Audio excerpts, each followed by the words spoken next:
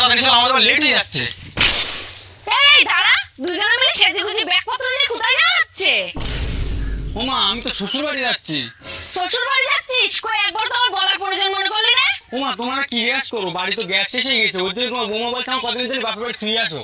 ও বাড়ি গ্যাস পড়ে গেলে তোমার বউ বাপের বাড়ি গিয়ে ফিরে আসতে হবে বলো? কেন বাড়ি কাঠকুটো আছে তাই তো তোমার বউ রাঁধতে পারবে না? এই বুড়ি একদম চুপ, ওই কাঠকুটো দিয়ে আমি রান্না করে তোমাদের খাওয়াতে পারবো না, পারলে নিজে রান্না করে নিজেই খাও। আর শোনো, বাড়ি যেদিন গ্যাস আসবে সেদিন আমার নিয়ে আসতে হবে, চলো। হ্যাঁ যাও যাও যাও, তোমার তো কোনো দোষ নেই, দোষ তো আমার ছেলের। যেটাতে ছেলে বিয়ে করেছে বউর কথা উঠছে আর বসে, মার কথা কি এখন আর শোনে? এই বুড়ি, তার মানে তুমি আমাকে কি বোঝাতে চাচ্ছ? কি বুঝাতে চাচ্ছ তুমি বুঝতে পারছো না নাকি? দেশে তো আরো ছেলেদের বউ আছে, তো তোমারও তো কি লাগবে গ্যাস পড়ে গেলে বাপের বাড়ি চলে যায়? আমিও মেয়ে বিয়ে দিছি তো নাকি? আমার মেয়েরও শ্বশুর বাড়ি রান্না করে খাতে হয়, তার বাড়ি গ্যাস পড়ে